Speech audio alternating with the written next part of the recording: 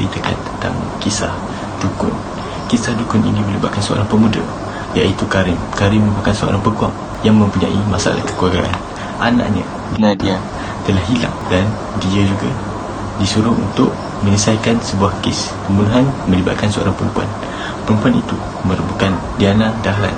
Diana Dahlan ini merupakan seorang yang telah disabitkan dengan kesalahan membunuh seorang ahli politik.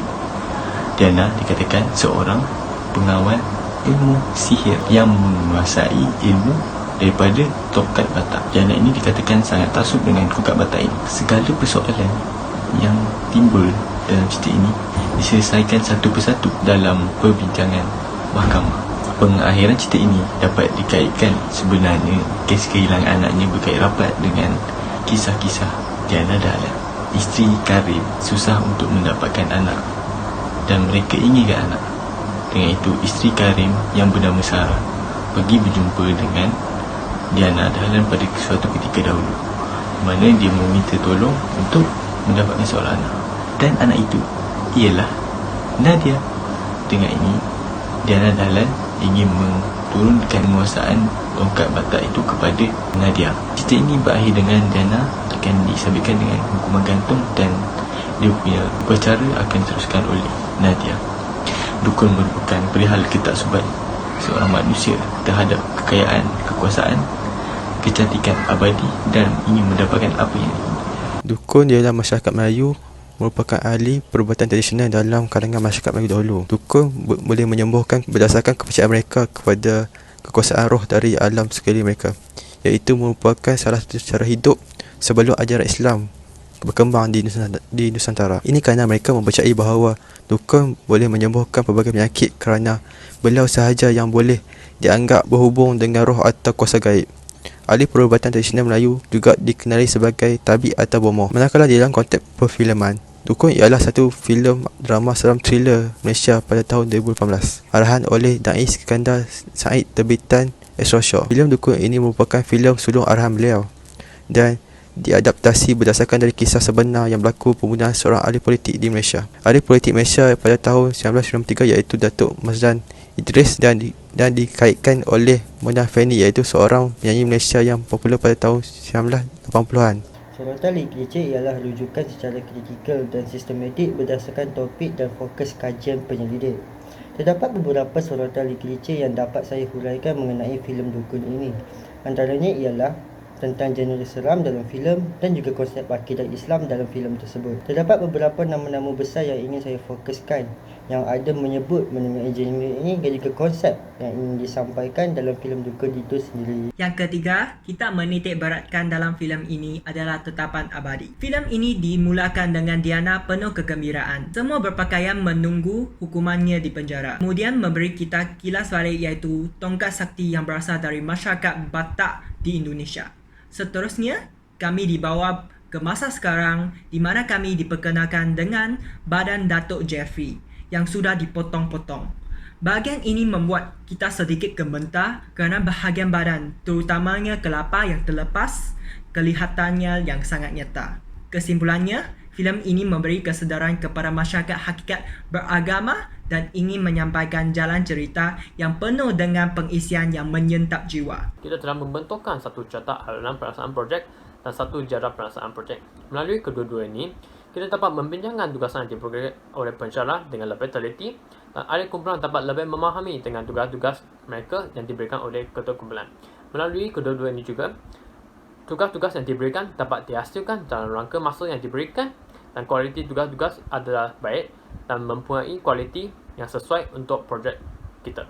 Kaedah kajian yang digunakan adalah rujukan dan borang soal selidik. Disebabkan Perintah Kawalan Pergerakan di negara kita, makalah sumber kita untuk pengumpulan informasi adalah terhad. Oleh itu, kita membuat perbandingan kesahihan setiap fakta dengan teliti melalui video dan blog. Selain itu, kita juga menggunakan Google Form untuk menjalankan sosial selidik melalui sosial media seperti Facebook dan WhatsApp. Kami telah menjalankan kajian soal selidik untuk mendapat pandangan masyarakat tentang filem Dukun ini. Kami telah dapati daripada kajian tersebut, majoriti responden adalah daripada golongan lelaki beragama Islam dan berkaum Melayu.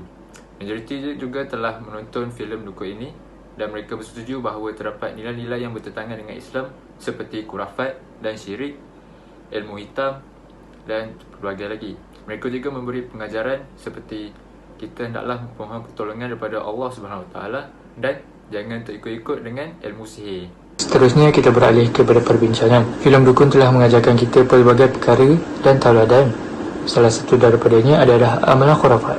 Pengertian khurafat dari segi Islam adalah semua cerita sama ada rekaan atau khayalan, ajaran-ajaran, pantang larang, adat istiadat, ramalan-ramalan, pemujaan atau kepercayaan yang bercanggah daripada agama Islam. Berdasarkan takrif di atas, khurafat merangkumi cerita dan perbuatan yang direka dan bersifat karut dan dusta. Sebagai contoh yang dapat diperolehi daripada filem dukun ini adalah Diana, seorang dukun yang dikatakan mempunyai sebuah tongkat sakti daripada suku kaum Batak. Diana mempercayai bahawa tongkat Batak itu mempunyai satu kuasa yang luar biasa yang hanya pengamal ilmu hitam saja yang dapat merasainya.